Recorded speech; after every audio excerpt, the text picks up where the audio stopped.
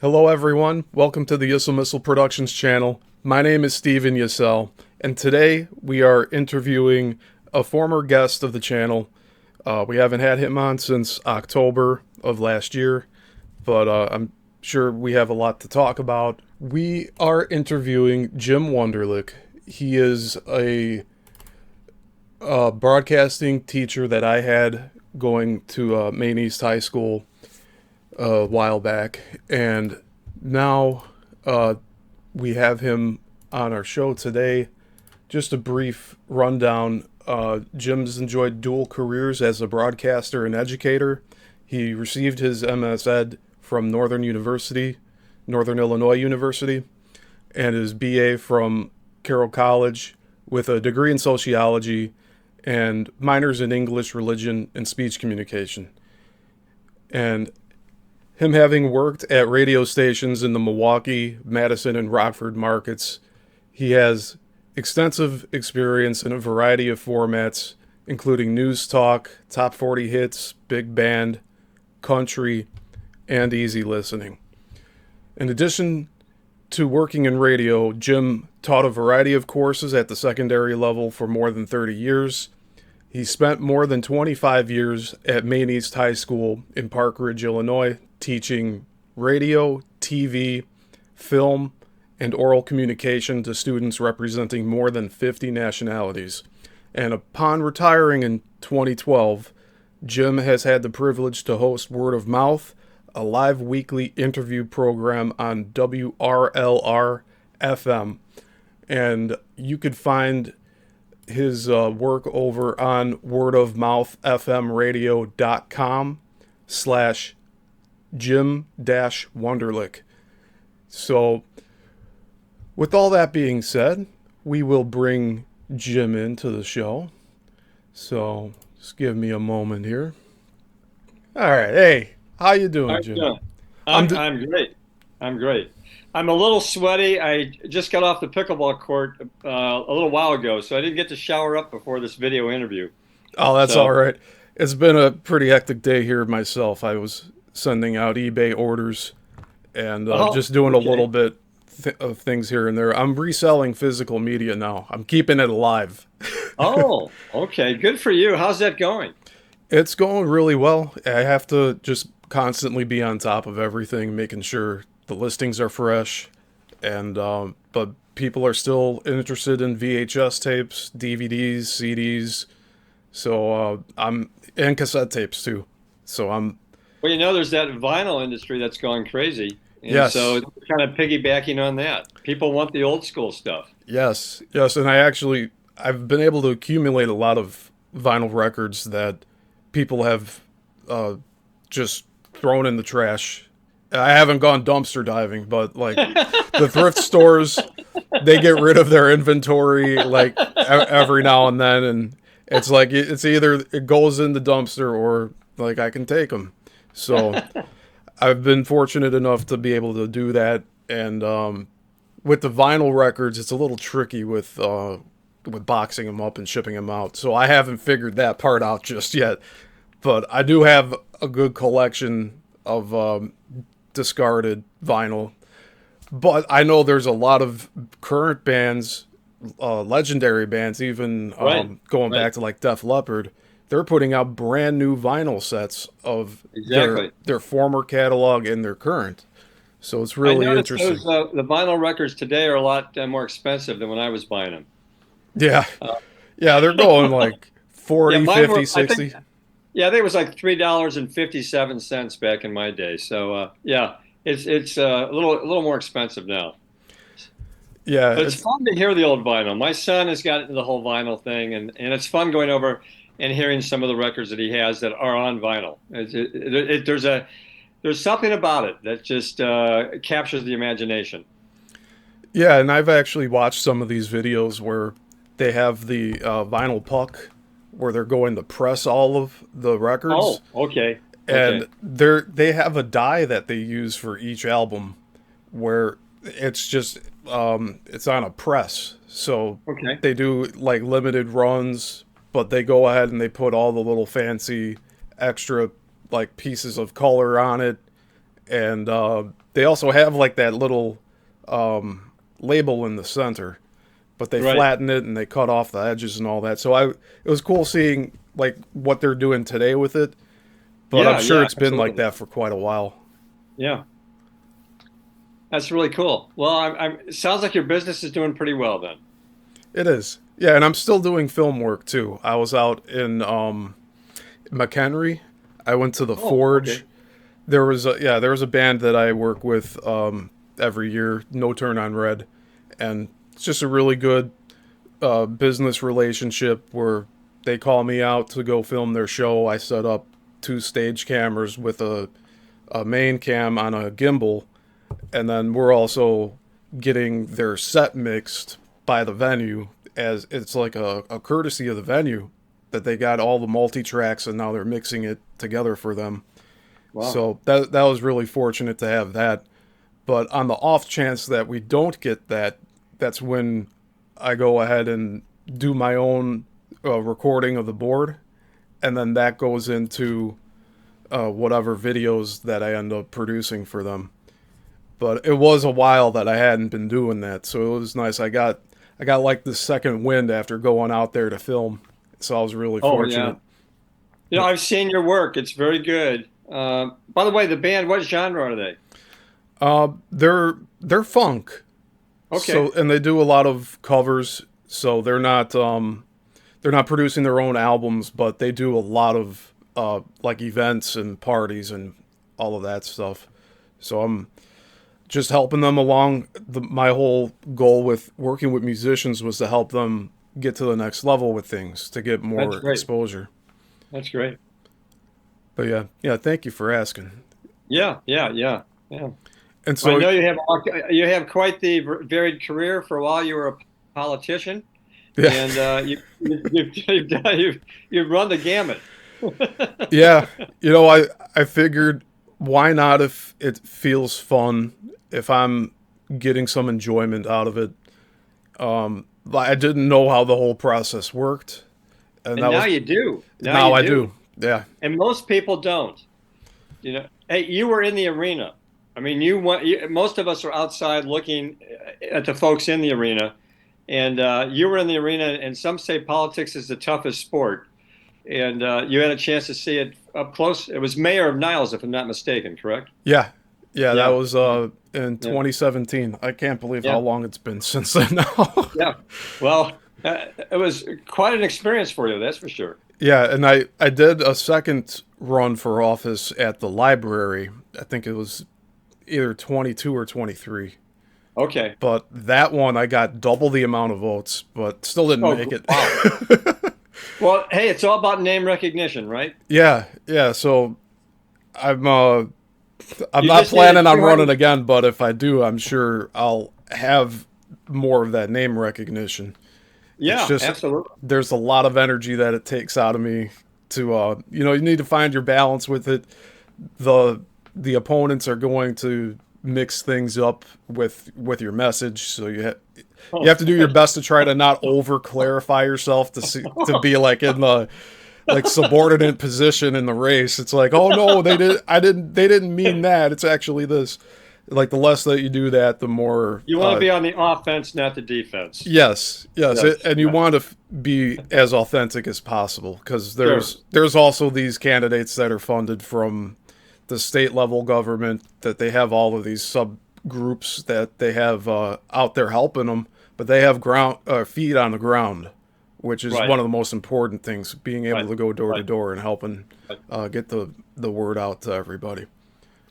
Yeah, you need a high profile PAC, a political action committee to, that's the key, I guess, nowadays. So, Yeah, well, money's the key. Money in politics, money seems to win most of the time. So, yeah. A lot of these door to door giving just postcards or door hangers out. These packs go ahead and they pay some of their people to go do that. So they give incentives much more than what I could have provided at the time I was right, running. right, exactly, exactly. So they, But good for you for having that opportunity to do it and really taking that experience and grabbing it by the horns. That was great. Good experience for you. thank you. Yeah, it was I had the passion to do it, and I felt like it was the right thing to do. So I'm thankful for the experience. Oh yeah, yeah, yeah. Even a bad experience you can learn from. Yeah. Not saying that was a bad experience, but any experience can be worthwhile for sure. And we have someone in the chat, Monica, that said hello to you, Jim. So we have our Hop watchers back to here. Monica. Yeah, I've been doing different live streams on other people's channels, and that's helped gain new subscribers and live stream watchers too. Oh, that's Because awesome. That's great. we've been having a lot of new people come through and checking out what I'm doing here. Oh, that's I'm great. doing a That's lot of great. reading on the channel. I've been going into the Chicago film industry on Saturday mornings. General talk about the updates of the channel on Sundays. And then Tuesdays, I've been covering Coral Castle, which is a location in Florida. And just this, just like 5 foot nothing man just went ahead and built himself this like megalithic castle, like in the middle of nowhere, like right by the Interesting. Everglades. Oh my. Yeah, I'll be so darned. and I had visited with my family there 2 years ago, so I picked up some literature when I was there, and since then I've gone ahead and read it out loud on my channel, and that's turned into its own deep dive series. Interesting. That's great. So it's just stuff that goes and piques my interest. I really like sharing that and encouraging others to look into things more. So Well, you've that's corked the my route I've interest been about going this. down. You've corked my interest about this castle. So, Yeah, you should look it up. Yeah, yeah, it's I've been to the Everglades, and you got to be careful. A lot of boa constrictors and alligators in there. So it's interesting he built his castle there. So yeah, yeah, yeah, yeah. especially knowing where like all of those dangers right on the other side of the road practically. Exactly. Literally. Yeah. Yeah, so that's been my overall theme of my channel nowadays, and I've also been bringing on guests every week the past 3 weeks. Uh, Wow. Good for you. Good for so you. that's why I reached out to you again because it's been a little while, and I wanted to see how you're doing and get some updates from you. And you still have the word of mouth radio channel, yeah? Yeah, this is going on. Let's see. Started in 2000. I retired in 2012 in June, and the following January 2013, I started this radio show, and just had a show yesterday. I don't know how many interviews I've done, but it's an hour interview show. It's 11 a.m. to noon, and I'm on the first and third Thursday of the month, so twice a month. And guests come into the studio. The studios are located in Round Lake. We have a brand new building. It's really a state-of-the-art radio station at this point. Uh, it's a standalone building, and this we've been in a couple of different facilities where we rented before, but now we have our own standalone building. It's just beautiful. I mean, I could have up to 6 guests if I wanted to, very comfortably, and it's just a wonderful studio. And just I tell you, every time I go up there, it's like a dream. In fact, Gary Meyer, the old Chicago disc jockey, said he thought it was better than any station he ever worked at in Chicago in terms of the facilities. Wow. And so it's been real fun. And it's again twice a month. But as you know, if you're doing an interview, there's a lot of prep. And number one, you have to get your guest, and there's a lot of prep depending on if it's out of my kind of out of my how do I want to say it? Not in my world, for example. If I'm interviewing a paleontologist, well, then that's going to take a lot of work and background and all that. And then if I'm going to for a whole hour interview somebody who comes in, so the interviews run the gamut from we've had everybody from a Navy SEAL to a rock star, from a film director to a professional clown, to a the youngest female who ever summited Mount Everest, to an interrogator from Guantanamo. So Wow. it runs the gamut in just about everything you can imagine. And again, kind of like what you said, kind of what perks my interest.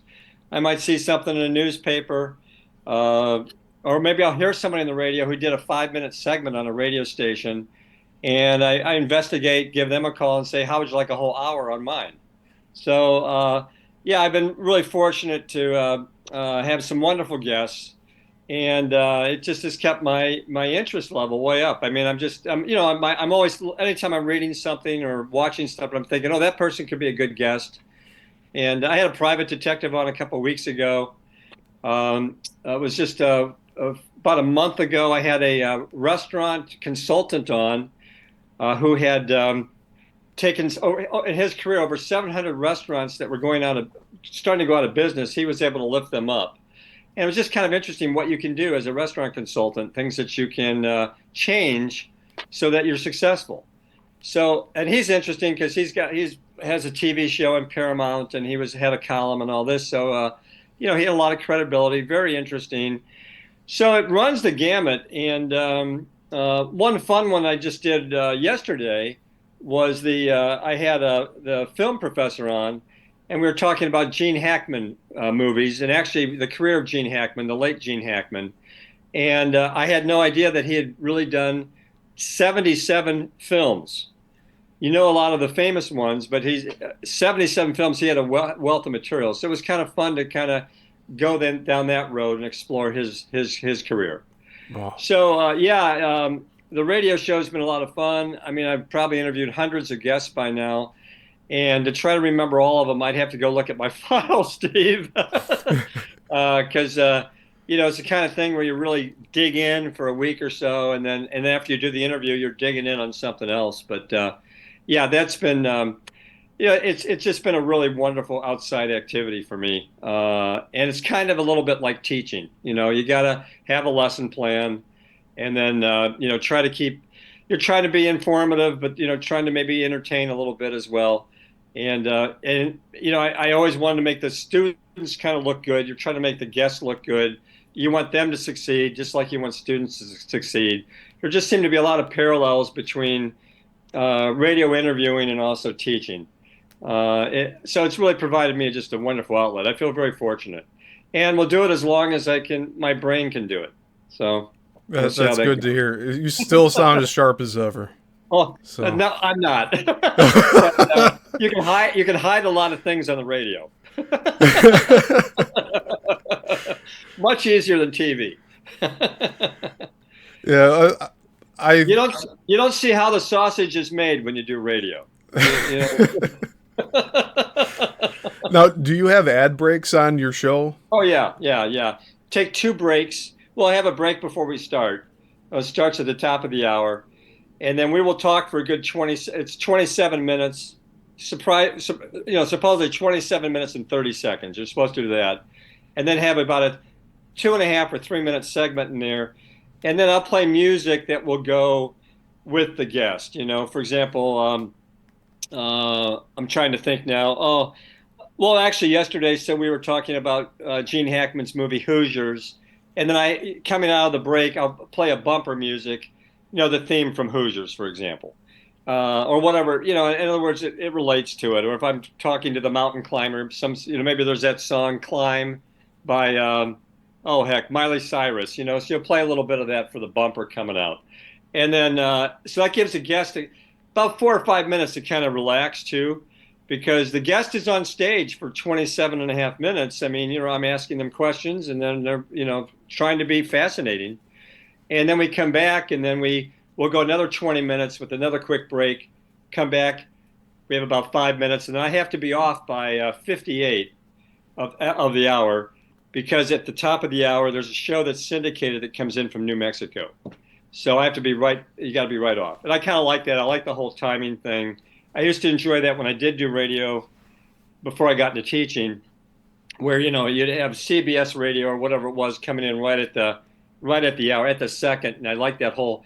There's a kind of a rush of that studio mechanics too, not just the personality aspect behind the microphone, but that whole thing where you're kind of you're the director. I mean, you're the chief bottle washer. You're doing everything, and having that all kind of come together in a nice, hopefully, seamless way. My listeners point out when it's not so seamless because it's live.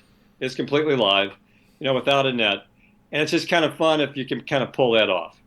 Yeah. which, there's always going to be a mistake or two. I mean, it's just the way it is, but it's just really fun.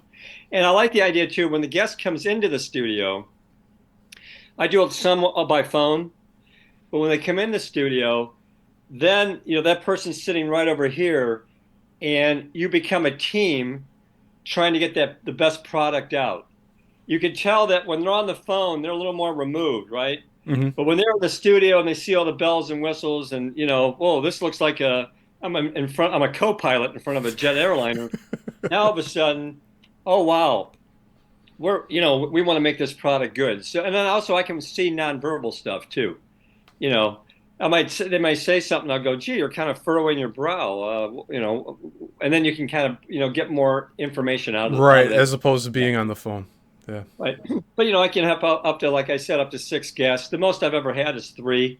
That's about all I can handle. But yeah, it's been a great outlet, and yeah, I've really enjoyed it. I'm very lucky that it kind of worked out when I retired.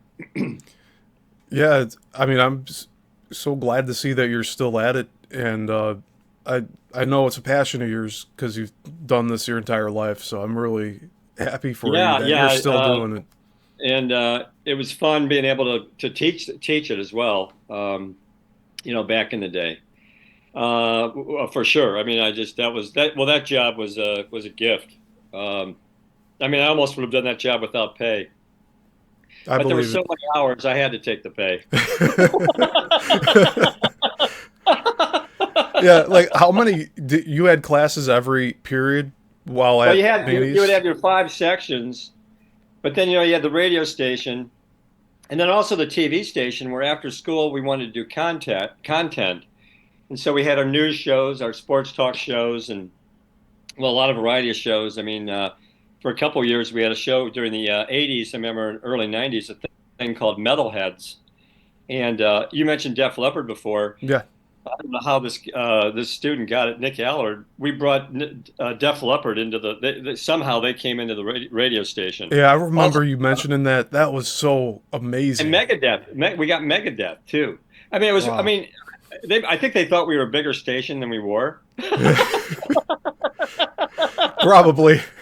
Because the guy who was producing it, the student, I mean, he was a good talker, and I mean, he could sell ice to an Eskimo. So I think it really it worked out. And the sports show was a lot of fun. We'd have a lot of the people, some of the, I guess I'd call them like the sports anchors and stuff would come in from the TV stations, and then they'd be on the show, and not in an interview situation.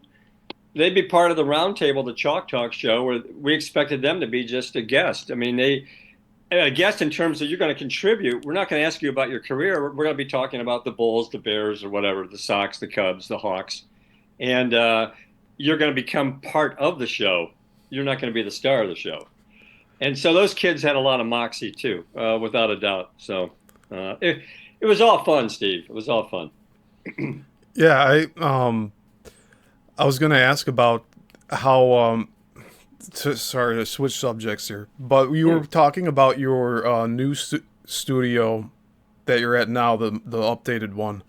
Does it still have all of the physical analog like boards?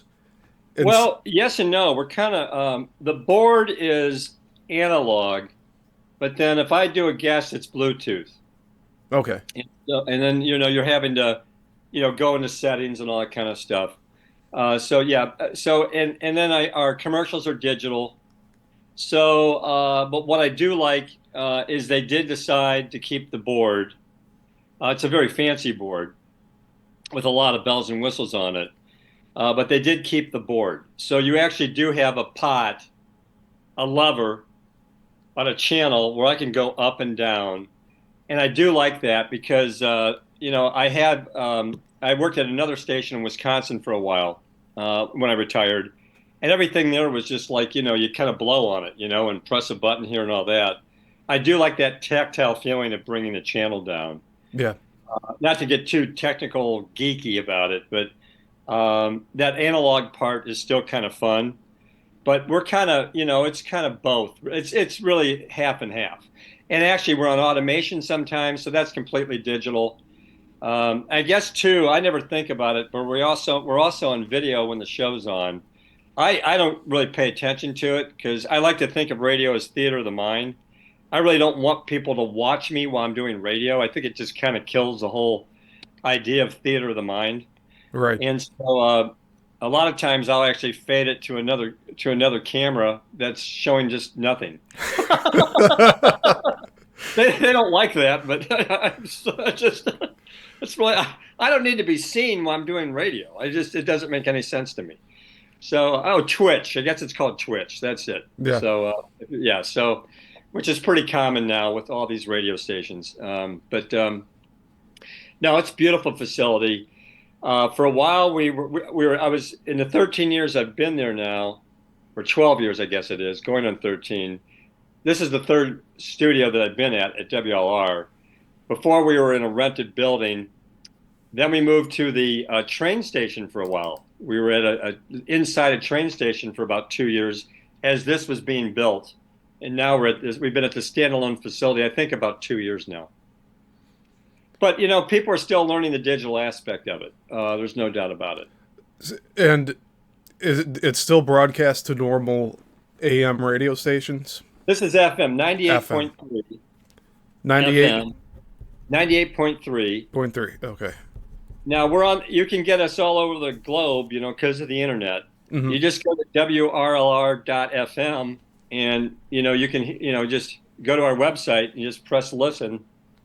And, you can get the app and listen on the phone as well.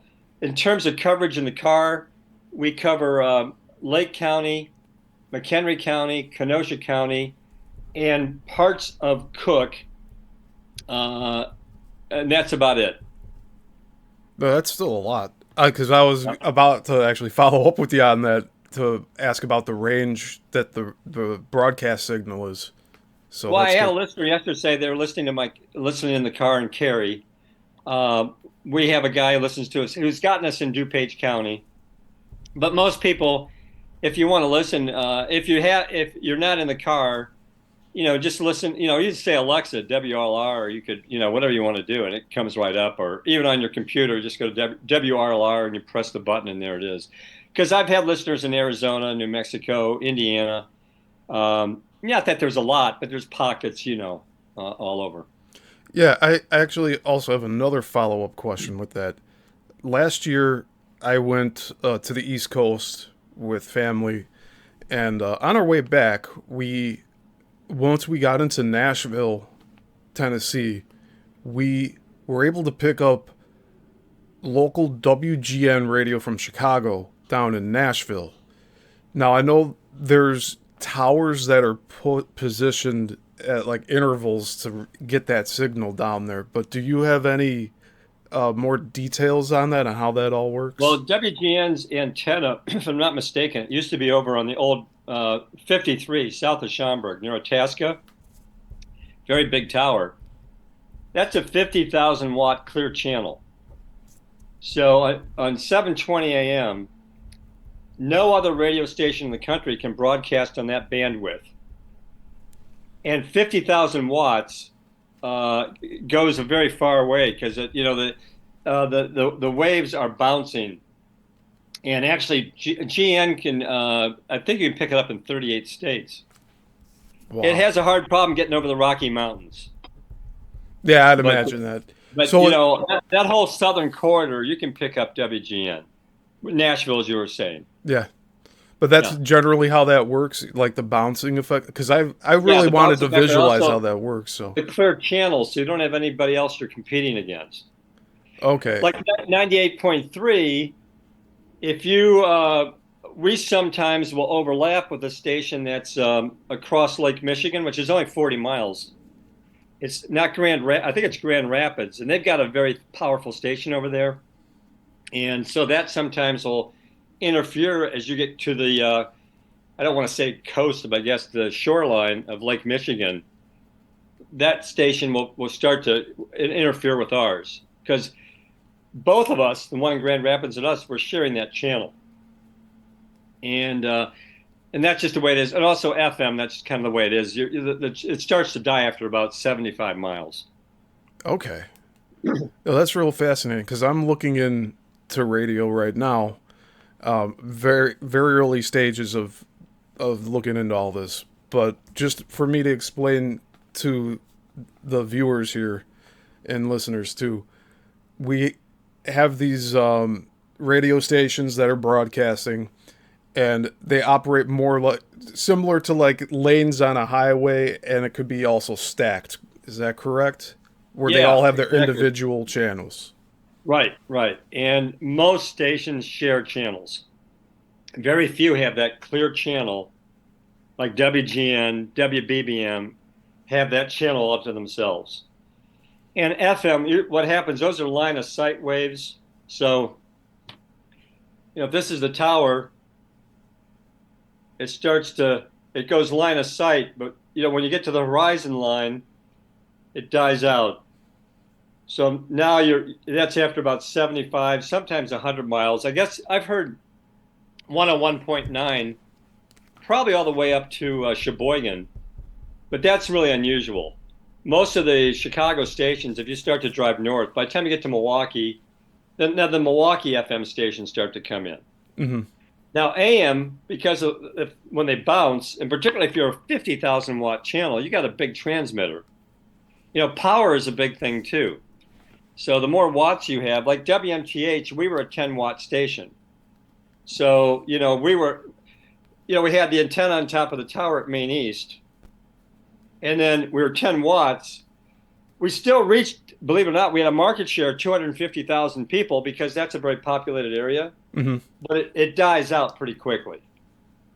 It sounds like just 10 watts gets pretty far in Well, terms yeah, of. I mean, even if it only goes, say, 12 miles on each side, you're looking at Niles, Park Ridge, Display. I mean, that you start adding it up, you can get quite a sizable population there in parts of Chicago. So Yeah, and a lot of that area is mostly flat. We have a few rivers too, but I mean exactly, it's really exactly. nothing in terms of interference. And homes are together. I mean, you can get a lot of, and people are driving in that area too. So our reach was there.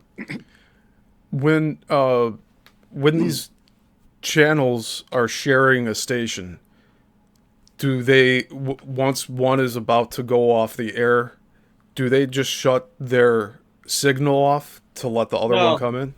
no, the other one will just start to take over. That's all that'll happen. Because you're by the FCC will say, look at you're a 100-watt station, you're 10 watts, you're 5,000 watts, you're 10,000 watts, and eventually that's going to die. That's going to die. So are they sharing Yep. uh like the actual Yep. antennas and all that? Okay. Yeah. You're well, not antennas, but they actually on the Sears Tower, Willis Tower. There, there's several that are. You see those big towers up there. Yeah, the vertical ones, There's yeah. several stations that will rent that tower Okay. because yeah, the FM stations will for sure. But no, I get back to WGN. That's what makes it so special. That 50,000 clear watt, and then the score WSCR is a 50,000 watt too. And that's why you'll see like the Chicago Cubs are like on WSCR. That reach is incredible. I mean, if you want to listen to Cubs baseball on the radio, I'm in Ohio. I can pick them up. So That's awesome. yeah, Yeah, I was just impressed that we could listen to this as far as in Nashville, right? Tennessee and Nashville, yeah. So that was I was thinking about that for over the past year, like how would that work? But I came to the conclusion that it was uh, towers that were spaced out individually, but you're saying it's a rolling or bouncing effect because Well, of the power of it. that's what they am. But if FM want to go a little further, they may have what they call a translator and another tower that they can pick up and get a few, a little bit more. Okay. Chicago, the FM stations want to reach all of Chicago. So some of them do have translators so they can get to McHenry County, Kane County, or whatever. So they will have that, a translator. And that would be another smaller tower to kind of push it out. Okay, but WGN doesn't use that due to the Well, way it to works. my knowledge, and again, I've been retired now for 13 years, so I don't keep up with it as much as I used to. To my knowledge, I don't believe they need it, but it would be something to investigate. Cool. Yeah, it fascinates me, and especially right now with looking into the different the radio waves. I was seeing that mercury was if you were to shake it, if it was in a vial, that it would pick up radio signals. Oh yeah, there's a great story about that. So there was a radio station that was south of San Diego, and actually they're broadcasting in Mexico. Rumor had it was there were no rules, right? So they were broadcasting. Now this is Wolfman Jack was a disc jockey down there, and he would play all kinds of avant-garde rock and roll back in the '60s. And rumor has it that they were going at like 500,000 watts. Now I didn't even know you could make a transmitter that big, so I'm sure that's all folklore. But they were pumping out more than 50,000 watts, maybe 100,000, because you could get them up in Saskatchewan. I mean, they Wow. were just, from like Tijuana or wherever they were, and then broadcasting out. And the rumor was, this gets back to your mercury. Uh, Back in the day, I guess if you were near the transmitter of that station and you had a filling that had mercury in it, you could hear the music coming out of your teeth. Wow. That's something. That's incredible. Now, whether that's folklore or not, I know, but that's what they said about this. Sounds. Well, I know they were pumping it out though. That's pretty far. So. Yeah, because there's also that reminds me of some of these older. Uh, I don't think it's necessarily older, but back in the '90s, they had these toys for kids, but it wasn't necessarily a toy, but it was like a lollipop holder. The device would have something where you would put the lollipop in your mouth and bite down on it, and you would hear music in your head. And apparently, it was like this. It was like bone resonance or something, but Oh it my had God. something to do with the audio. And apparently, they have that now with like the cochlear implants for the hearing impaired, and it Oh wow. sits on one Okay. of the back ends of the skull, and you're able to hear the music for some Isn't reason. that wonderful? Yeah, Wow. What an invention. yeah. So I mean, that reminded me of that. But what what would have kept anyone from broadcasting higher than the 50,000 watts in the past before the regulations? And Well, what would have fine. been the disadvantages to doing that? Well, fine from the FCC. So, and you can be fined pretty heavy for. I mean, they say, look, you're going to broadcast 10 watts, 100 watts, whatever it is. You got to broadcast at that. And WMTH, I think our transmitter could have gone up above 10 and gone to 12 watts or something. But that's why we're taking meter readings. Do you remember when we were taking meter readings? We had to take those every 3 or 4 hours. Does that ring a bell with you? It does. I mean, I'm thinking of seeing the meters in Yeah, the so we had the studio, meters but in that yeah. one room, and that's true of every radio station. Now they're all taken. You don't have to have a guy go in there with a clipboard and do it. You have to go in there every 3 or 4 hours with a clipboard and do it, and then mark it down, keep it in a folder. Now it's all digital and programmed. DJs don't have to worry about that anymore. But Would there be a chance that the meter reading would be off from what you were expecting? oh yeah, yeah, yeah. So you go in and check, and then okay, looks like we're going a bit beyond the power, or we're off our bandwidth a little bit, or whatever, and then you would adjust it. I'm sure now digitally that's all done. Like where I'm working, I haven't taken a meter reading. It's done automatically. Nice. You don't have to worry about it. So that's all, and well, that's a good thing. So.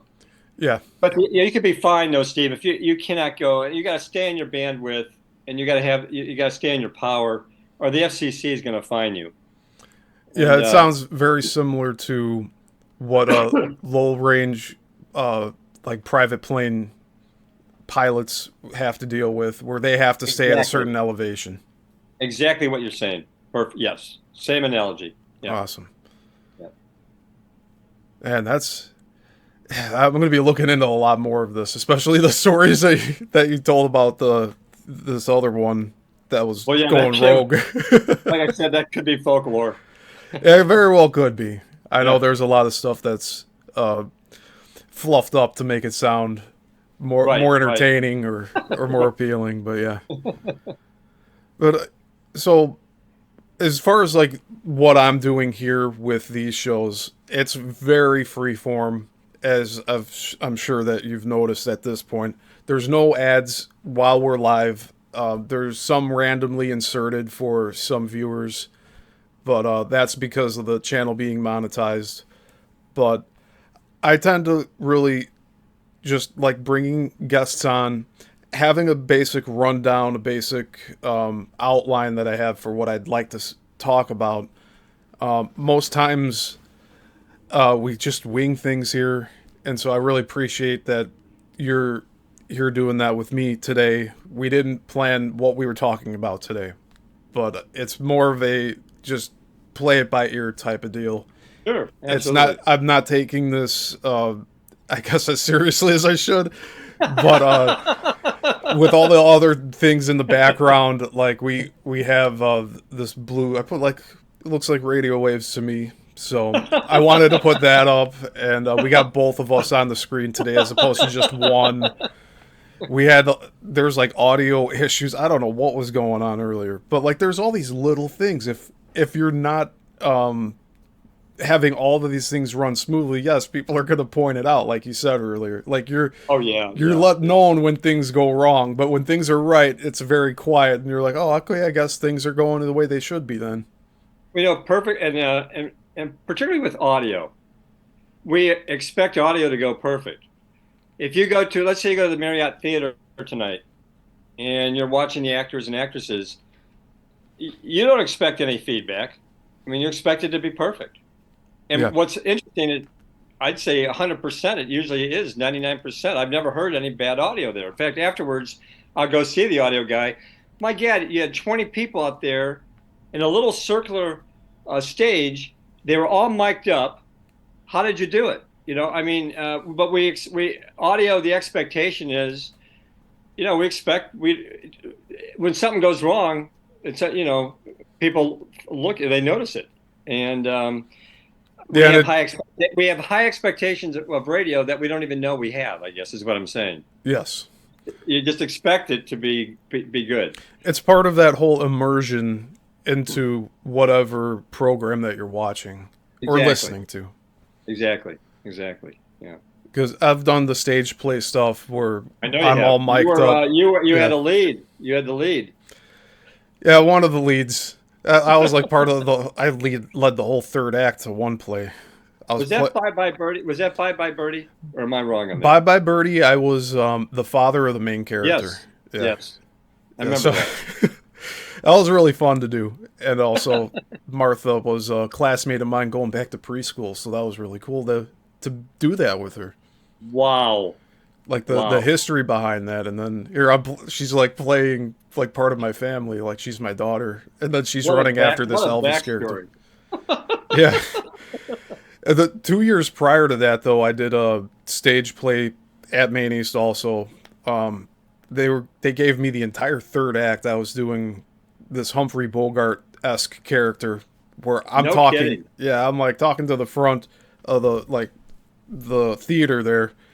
It's almost like I'm breaking the fourth wall most times, and I'm explaining to the audience like, "Oh, I'm gonna go investigate this over here." But it was just chunks and chunks and chunks of dialogue, Oh my and gosh. I felt like that was a punishment at first, but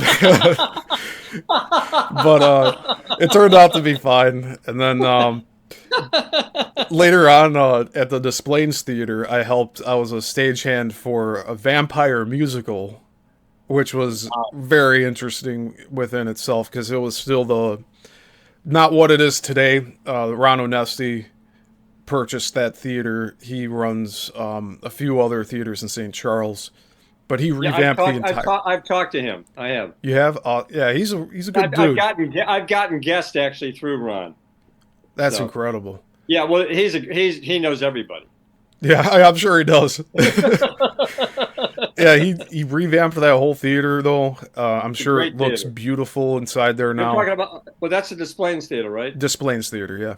He also has the Arcada Theater in St. Charles. Same Yes. thing. Yeah. Yeah, Yeah. actually, I saw Gallagher there as well as a few other musicians. No kidding. Yeah, he did the Did you whole. get splashed by a pumpkin? Yeah, he had the watermelon, and they had those. Oh, the watermelon, yeah. They had the plastic sheets for the whole rows of in the audience, so you could like That's pull it up funny. if you wanted to. But yeah, that was fun, and I got to meet him in the hall after the show. Like he was Oh, right in the front area by the gift shop and everything, just talking to the fans that wanted to say hi. So Ron really makes those like intimate experiences possible. So oh, I'm really yeah. thankful for him Yeah, doing that. really great. Yeah. But yeah, the Displays Theater, it's been there well over 100 years. It used to host vaudeville, so I know. Yeah. I'm glad Yeah. that didn't disappear. I'm seeing so many different movie Yeah. theaters that are closing down, but we still have the ones here, and I'm thankful for the ones we do have. You know, You know, the one I live in Libertyville, as you know. We have the Liberty Theater that's been there forever. It's been closed probably about a half a dozen years, but the building is still there, waiting for somebody to come in and do something. And it would be neat if it could become a fine arts movie theater or something could be done with it. So if you have any contacts or whatever, Steve, throw it out there because as of now, they still have not demolished it yet. There's still, and it's been years. is it on Milwaukee Avenue? Yes, it is. I And you'll think see I it's know the one you're the talking about. marquee is still there. Liberty is still there. So Well, I need to win the lottery or something so I can open it yeah, back up. no kidding. Yeah, I can't imagine how much you'd have to invest. I Yeah, can't imagine. as much as I'd like to have a movie theater, first and foremost, I want to have a film studio. So Oh, I'd like to do that first, and then have sure. a theater as a secondary thing. But having Well, it, you need a place to show your films then. yeah, yeah, and I want to help, as like did you with bringing the next generation into the business. I want to be able to teach others what I've been taught and how to run things as a team because I know there's a lot of like me mentality these days. But opening that up and showing the vulnerability of a crew and how every person matters, Oh, I want to be able to teach that to the people coming absolutely. up and or the ones who are passionate and want to get into it like I am. Oh, absolutely. Yeah, it really is one of the most collaborative art forms you can have, without a doubt. And it is really something where you just have to collaborate for it all to work. All these pieces that have to happen. And that even comes down to the caterer. I mean, as you get bigger and bigger, or the driver who might be bringing somebody in that has to be there at that time. I mean, there's so much coordination to it. I've had the privilege of being on a variety of movie sets. Former students who are now directing and been able to, have some backing for some different films. And it's always interesting to me to be kind of that fly on the wall and watch all the different things that have to come together for it to work, and just the professionalism and the teamwork. And when you're ready, when that ready to finally the lighting and everything is ready to go, and everybody is just so focused to make it work. And we all just see the actors, right, or what we call the talent. The real talent, a lot of times, is all those people that are there behind the scenes, without a doubt. Wouldn't happen otherwise. So, Yeah, yeah, and it's very easy to forget with all that stuff too. The you have when we say crew, it's not just one batch of people working. exactly. You have the specialists for the lighting, you have the specialists for the cameras, you have the other specialists for like the set decorating. Everything comes into play, and especially if like the catering is like off schedule, you don't Well, want to have hangry actors or and crew because then that you want turns and the you the want hot tides. food. You want hot food. I mean, so Hmm. there's that whole thing that's going on.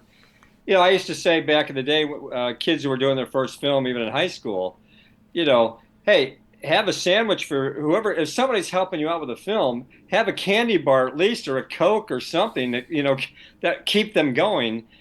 I mean, particularly if you're doing, let's do it again. Let's take two, take three, take four. We got to get this right. You got to keep a happy crew. There's no doubt about it. Yeah. It's very important. Yeah. And I've And noticed, I'm sorry, I was just going to say, in a set, if you can, with the least amount of tension. yes. Um, a former student of mine, I don't know if you know Ryan Lamar, but he's had a chance to do some pretty big time films, and where he's gotten wide release in theaters.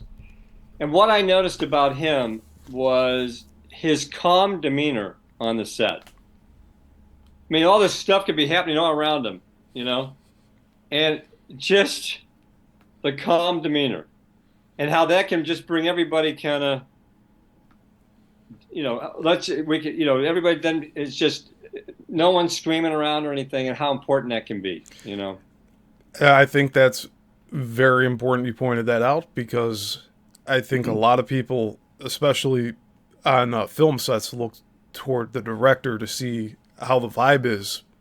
If Yep. they're concerned, if they're not comfortable, then that's going to make everybody else uncomfortable. Right. So you Right. do need to have that calm demeanor. And also, if things go wrong, like if you have to delay the set, everything's like timed out by the hour. Right. And so like I like to have that rigid schedule, but when you have to deviate from that, being able to be grounded and centered when you're changing things also helps everybody move along in that same Right. flow. Right. Right. I think that's one thing. If you're on a set, plan on there being delays. I mean, that is, Yeah. if you're an actor and you're on the call sheet for 3:30 p.m., you might not be on till 10:30 p.m. and kind of just figure that could happen, you know. Now, if you're a big star and a big name, it probably won't happen. But maybe you have to wait an hour or something. But if you just have a bit part or something, it may not happen at that particular time. So, and then the director can advise you, hey, you're going to have to wait. There's going to be some waiting time in a very calm manner. But meanwhile, we've got some hot food for you over here. Oh, okay. We That have works. a question from the chat, and Oh, we're getting close to wrapping up the hour here sure. with Jim, but I wanted to share one of these questions that just popped up. Uh, Andres asked, "What's the weirdest thing you have heard while scanning frequencies?" Wow. Well, you know what? Every now and then you can pick up a pirate station, and I've only had this opportunity once or twice. And what I was picking up was basically it was, I guess I can say it was some profanity because this was a pirate station, so they don't have any FCC regulations. But it wasn't necessarily just that. It was a pretty good speech with some expletives in it, and it had to do with race. It was about at that time. I don't want to get too controversial here at the end, but That's all. but it was it was about a controversial topic, So and maybe you wouldn't hear on regular radio, but pirate radio was giving that opportunity or avenue for this person to speak out and have people contribute to it too. So that was probably the I just kind of came upon it and was like, wow, this is different. But you want to know something? I didn't want to turn it off either because it was fascinating. now is that And like a ham radio operator? no, this was on the radio dial, and I must have been pretty close to where he was broadcasting, and it was at the very end of the dial. It was like between 88 and 92 in there, Okay. where you have more educational stations like WMTH and stuff. And yeah, I just picked it up, and it was just one of those lucky things. I was down like the south side of Chicago or someplace in there. This is so many years ago, Steve. I mean, this is many, many years ago, Yeah. you know. But I remember the fact that I remember it. I remember this was kind of interesting because it wasn't a real not a typical station. It was just somebody's probably got the equipment and decided to give it a go. Yeah, they're So, just broadcasting without right, following right, regulations or anything. right. Okay, very cool. In fact, there's a movie about that. Real quick aside, they made a big budget movie. And it's a true story about there was this boat that was out over in London, out in the on the what would that be? What sea that is that? Irish Sea or something. What it doesn't matter. But they were off coast, and they were a pirate station on a boat, broadcasting all kinds of rock and roll music and stuff. And they got fined and figured out. But they made a movie about that. The movie is actually more interesting than the story. It sounds like a good setup for a movie. It's probably why it was made. So basically, for like the most part, you're not seeing other channels that are crossing their signals. No, Right. no, no. I'm not seeing pirate stations and that. No, and particularly in this market, you're not going to see it for the most part. It just there's really no room with the bandwidth. I mean, everything's pretty much taken. You know, WMTH, that channel that we have there for District 207. I mean, that's pretty special. You know, to now, if you're a high school and you now want to have a channel, it'd be very difficult to get. You'd have to get somebody else's. So if you Yeah, want to it's the longest running school radio station, correct? fight in the country, right? Wow. Yeah. Yeah. I like the historical aspect of it. Maine Oh East yeah. has a good a footprint on in that regard. And we always have to say Harrison Ford was a sports director there, and Hillary Clinton was a news director. We always got to give those plugs. She was a news director. Wow. Yeah, and for WMTH, yes. Okay. And what about Rich Koss? Was he doing Oh yeah, anything there too? he was a wacky DJ. Yeah, oh definitely. Yeah, he was definitely very involved with the radio station. For He was those, in theater too. I mean, he did it all. You know, TV, the whole bit. we're talking Yeah, about Sven Gulli. For those he's a that don't know. treasure. Yeah. He's still a treasure. He's wonderful. Yeah, yeah, he's just great. Okay, I have one more follow-up question. Sure. Um, they're asking, do you think some frequencies are looked at closely or closed off so regular people scanning don't find it by accident? So I guess it's more like, are there private radio channels that are being broadcast that people? I don't.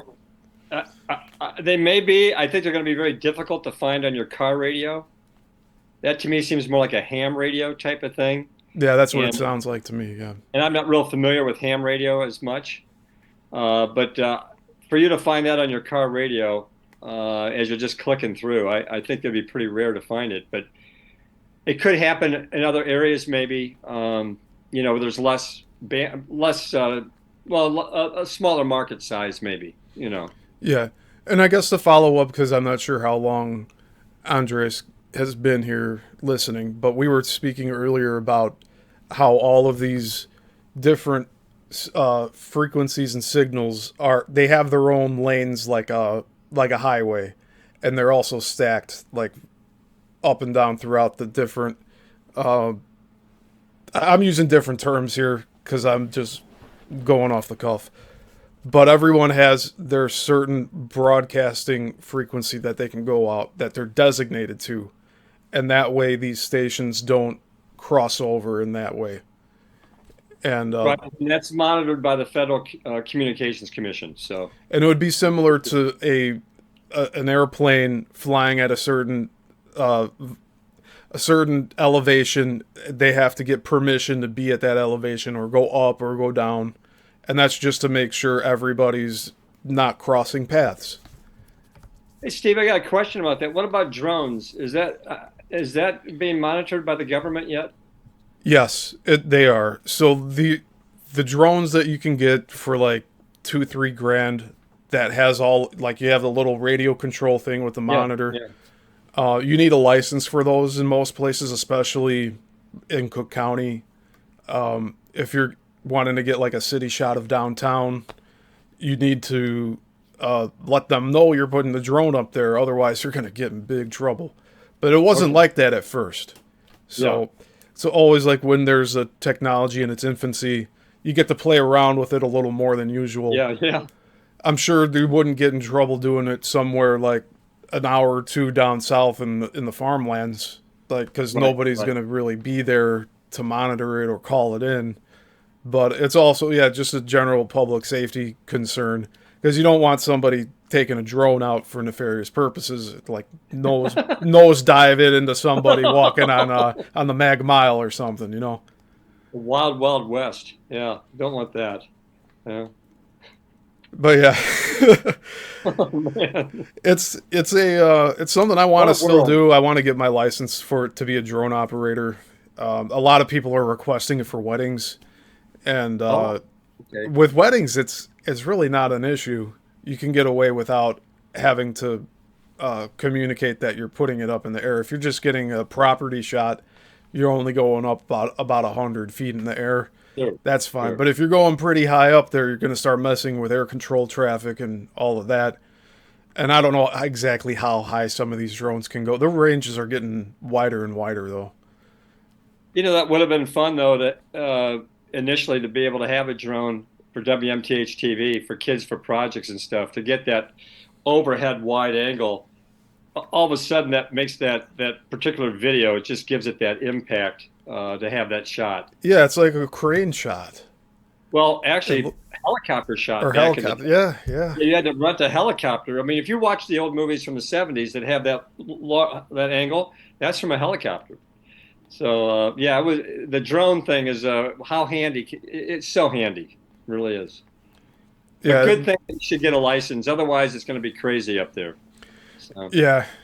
I mean, if I want to get more work in this area, it's a necessity I going see. I hear forward. you. So more so than it was just a few years ago, because the live stream thing picked up a lot 5 years ago, and I was Mhm. trying to get musicians to have live performances online. We had studios that we were working out of in Grays Lake, but that was a whole process getting like the internet wires put together, getting the different hard cams all synced up and into the studio back in the studio by the board. You have the operator there with their monitors, and then not only that, you have the sound engineer that's miking up everybody in the studio. Oh gosh. And then I have to make sure I'm not tripping over the cords while I'm walking with the main cam, getting all the moving shots with the gimbal. It was a lot of planned coordination. Oh yeah, So going absolutely, back again to what we were talking about with that. absolutely, absolutely. But yeah, it's a little over the hour now, so I want to thank you, Jim, for being here. I didn't want to keep you too long today, but Hey, it was a pleasure, Steve. Always great to see you. And sounds like you've got a lot going on. And continued success, man. I wish you all the best. And this was just a lot of fun. Thanks so much for having me on your show. Really fun. yeah, thank you too, Jim. I appreciate it. I'm gonna keep you in the back on Zoom so we can talk after I end the Sure. show here, but I'll I'll let you go now, and I do hope to have you back on again soon, and maybe we can plan out a little more of what we'll be talking about. Because I just had on my mind, oh, we're going to talk about radio today, but I didn't really communicate that with you, and you were okay with that. So I Well, thank appreciate God that. we didn't talk about pickleball because I'd still be talking. Maybe we'll work that into the next show. Hear about pickleball because I'm really unfamiliar with it. All So I know it's right. It was been getting real fun. popular. Well, Thanks thank you, so much, Jim. Steve. Thank you. All right, you have a good one. Yeah, bye bye. All right, everyone. Thank you for being here today. We will be trying to do a few more interviews for the month, but it was really great to have Jim here. He's been a mentor to many people that I've crossed paths with in my life, so I'm glad he's continuing doing this. Just being in his element, I really think it's a good thing for the soul. But this will be it for today. I really appreciate y'all being here. Thank you, and until the next one, class dismissed.